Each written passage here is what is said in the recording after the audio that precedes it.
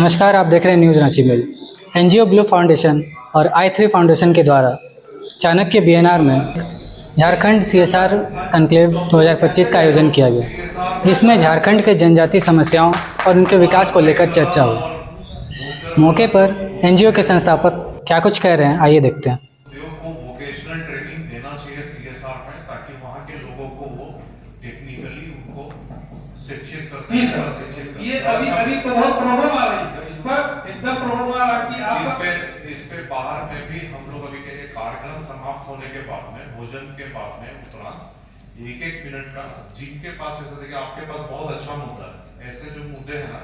उनको हम एक मिनट का टेस्टिमोनियल रिकॉर्ड करेंगे। वहाँ आप जरूर ये बात बोलिएगा, क्योंकि वो हमारे मेन प्रोग्राम इवेंट में जब पूरे देश भर से लोग आएंगे तो वो टेस्टिमोनियल्स वहाँ पे चलेंगे, इसलिए ये मुद्दा भी आप वहाँ पे रखिए। बहुत वीडियो रिकॉर्डिंग हो भाई, वीडियो में हम लोग बनाएंगे अभी आपका वो बाहर में।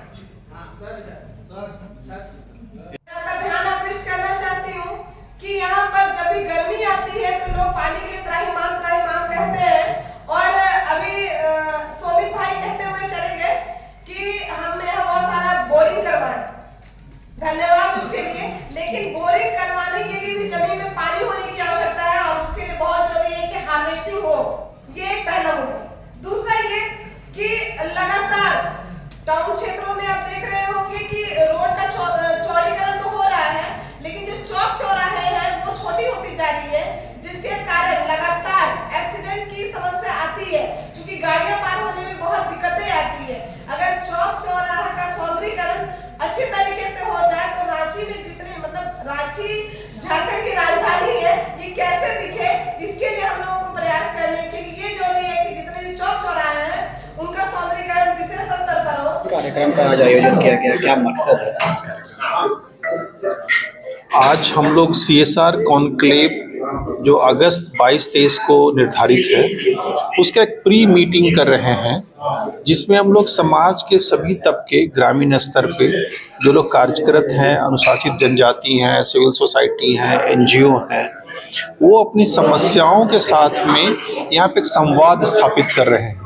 कि हमारे क्षेत्र में, शिक्षा क्षेत्र में, खेल के क्षेत्र में कोई आधारभूत संरचना है, कोई परेशानी है, वो परेशानी को सीएसआर कॉन्क्लेव के माध्यम से, जिसमें कंपनी जो सीएसआर मद में खर्च करती है वो सही दिशा में खर्च करे और वो हमारी समस्याओं को भी सुने, समझे, उस तरह से योजना बनाए, और सरकार का भी सहयोग लेकर के हमारे क्षेत्र में जो विकास होना चाहिए, कोई शिक्षा क्षेत्र में काम करना चाहते हैं, कोई हेल्थ के क्षेत्र में काम करना चाहते हैं, कोई खेल के क्षेत्र में काम करना चाहते हैं, वहाँ के कोई संस्कृति के लिए कोई ऐसा कोई कार्य है या कोई कार्य प्रणाली है वहाँ पे, उनको जैसे हम ट्रेनिंग दे सकते हैं, उनको एक रोजगार के अनुरूप उनको हम तैयार कर सकते हैं। तो इस तरह का आयोजन से जो कॉरपोरेट घराने के जो लोग हैं, जो अपनी राशि को खर्च कर रहे हैं, राज्य में अलग अलग जगहों पे खर्च कर रहे हैं, उनको हम लोग एक मैसेज देना चाह रहे हैं और उनको बुलाना भी चाह रहे हैं कि आप लोग आइए, मिलिए, और पूरे झारखंड राज्य में जहाँ जहाँ जो अलग ढंग की समस्याएं हैं, सबकी अपनी कुछ अलग समस्याएं होगी, कहीं शिक्षा होगा, कहीं पे रहने की समस्या होगी, कहीं पे रोजगार की समस्या होगी, कहीं के बच्चे खेल में बहुत अच्छा कर सकते हैं, कोई बच्चे पढ़ने में बहुत अच्छा हो सकते हैं। तो हम उनको किस तरह से प्रेरित करें, किस तरह से कुछ संसाधन उपलब्ध कराएं, उसके लिए हम लोग ये आयोजन प्री मीटिंग किए हैं कि जितने भी जनजाति समुदाय के लोग हैं, अलग अलग जिलों से आए हैं, करीब मुझे लगता है कि 150 से ज़्यादा जनजाति समुदाय के प्रतिनिधि आए हैं, और हर एक जिले से आए हैं। वो अपने जिले, अपने गांव, अपने आसपास जिस चीज़ से जूझ रहे हैं, जो परेशानी उनको हो रही है, वो अपनी समस्या के बारे में बताएंगे। और मेरा जो मेन कॉन्क्लेव, हम लोग का मेन कॉन्क्लेव है, उस दिन जो कंपनी के जो रिप्रेजेंटेटिव आएंगे वो सुने, आपस में एक तय करें, दिशा तय करें कि हम लोग इस क्षेत्र में काम करना चाहते हैं। इसके लिए मिशन ब्लू फाउंडेशन के निदेशक हैं पंकज सोनी और राजीव गुप्ता, जो मैं खुद हूँ, i3 फाउंडेशन के माध्यम से ये आयोजन हम लोग कर रहे हैं। और कोशिश हमारी ये कि झारखंड राज्य में सीएसआर के प्रति लोग एक थोड़ा सा सीरियस हो, जो काम कर रहे हैं वो दिखाई देना चाहिए, और उससे कुछ आधारभूत और बाकी समस्याओं को हम लोग सही ढंग से उसको आगे बढ़ा सके, काम कर सके, ये हमारी कोशिश है अपना। तो किस तरह से समस्या जो लेके आए हैं उनको किस तरह से पूर्ण करेंगे समस्या को? समस्याओं को अभी तो आज हम लोगों से मिल के बात करके समझना चाह रहे हैं कि कहीं पे शिक्षा के क्षेत्र में वो चाहते हैं काम होना, कोई खेल में चाहते हैं, कोई अपने संस्कृति विकास के लिए कला संस्कृति में कुछ काम करना चाहते हैं, कोई पर्यावरण के लिए कोई काम करना चाहते हैं, कहीं पे पानी की समस्या होगी, कहीं पे स्वास्थ्य की समस्याएं होगी। ये समस्याओं के साथ में जब हमारा कॉन्क्लेव का जो डेट निर्धारित है 22-23 अगस्त को, उसमें सारी बड़ी कंपनी जो झारखंड में कार्यरत है, चाहे माइनिंग है, इंडस्ट्री है, मैन्युफैक्चरिंग है और भी बड़े जो घराने हैं, वो लोग जो CSR में खर्च कर रहे हैं, उनको एक रोड मैप मिलेगा कि हमारे पास में 10 ऐसे समस्याएं जिन पे उनको ध्यान देने की ज़रूरत है, इस क्षेत्र में ज़्यादा ध्यान देने की ज़रूरत है। इस क्षेत्र के इस तरह के लोगों के लिए हमको शिक्षा क्षेत्र में या तो ट्रेनिंग करना है, स्कूल खोलना है, कॉलेज करना है, या खेल के लिए हमको कुछ वहाँ पे उनके लिए कुछ ऐसा आधारभूत संरचना बनाना है। वो लोग काम करेंगे तो दोनों लोगों को फायदा होगा। तो कोशिश हमारी ये समस्याएं सुनते हैं, उनके पास जाते हैं, उनको बुलाते हैं, वो लोग मिल करके आपस में तय करें कि अगले 5 साल और 10 साल में CSR में एक अच्छा राज्य के विकास में योगदान दे सके। कोशिश हमारी यही है। मेरा नाम राजीव कुमार गुप्ता हुआ, आइडिएट इंस्पायर इग्नाइट, शॉर्ट में उसको I3 फाउंडेशन बोलते हैं, उसका मैं निदेशक हूँ और समाज के लिए, सामाजिक सरोकार के लिए कुछ वर्षों से कार्यरत हूँ। दादा, आज जो कार्यक्रम हुआ है किस तरीके का कार्यक्रम है, क्या उद्देश्य है? देखिए, ये झारखंड बने 25 साल हो गए, झारखंड युवा हो गया है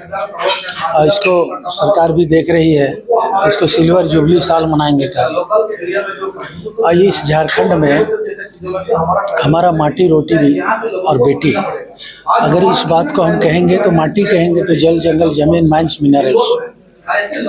उसी पर आधारित यहाँ के जन समुदाय का, जनजातियों का जीवन यापन का मूल आधार है। रोटी इसी से मिलता है और रोटी अगर नहीं मिलता है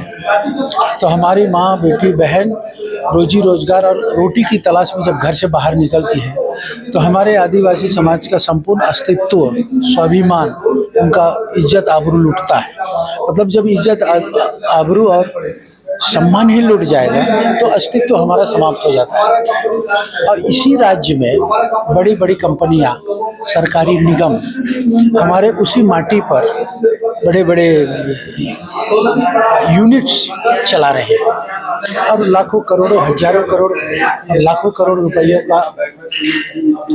आमदनी ले रहा है। लेकिन यहाँ का जो स्टेक होल्डर, यहाँ की जनता, यहाँ के भू मालिक कह सकते हैं हम लोग, भू मालिक, क्योंकि उन्होंने ही बनाया है जमीन, चाहे वो आदिवासी सदान हो यहाँ का,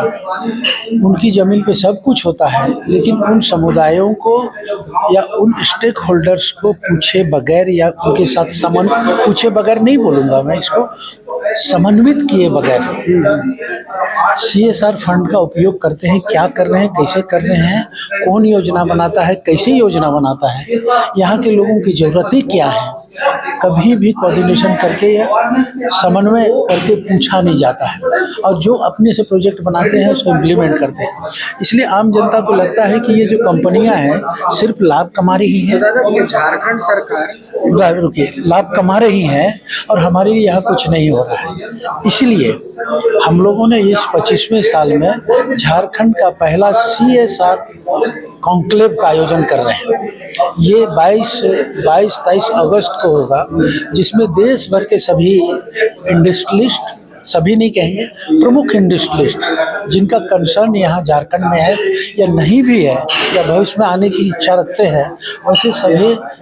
इंडस्ट्रियलिस्ट मालिकों को भी और वो जो कंपनियां हैं उसके CSR हेड्स भी। और यहाँ पे CSR फंड्स का, DMFT फंड का ये कार्यान्वयन करने वाले जिला या प्रदेश के प्रशासन के जो लोग हैं, जिम्मेदार लोग हैं, उनकी ये बैठक होगी। और इसमें राज्य भर के जो NGO जनजातियों के बीच में, समाज के बीच में काम करते हैं, उसके प्रतिनिधि और उस CSR कॉन्क्लेव में होंगे। और इसलिए उसके पहले हम लोग यहाँ के 34 जनजाति जो समुदाय हैं उसमें से 30 जनजाति समुदाय के प्रतिनिधि, साथ ही साथ हमारा 24 जिला है उसमें से 22 जिलों के प्रतिनिधि, जनजाति प्रतिनिधि एक साथ मिल करके बातचीत हम लोग कर रहे हैं कि उस CSR कॉन्क्लेव के अंदर जब जिनको मैं बताया कि ये लोग रहेंगे, उनके पास इनसे मिला हुआ जो फीडबैक होगा,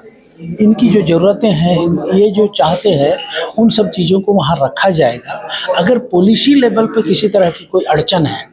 तो हम लोग कोशिश ये कर रहे हैं कि पॉलिसी लेवल पर भी परिवर्तन लाया जाए और पब्लिक ओरिएंटेड पॉलिसी क्रियान्वयन का, CSR फंड का सदुपयोग का, क्रियान्वयन का और योजनाओं का समन्वय के साथ हो। पॉलिसी को भी बदल सकते हैं तो बदले।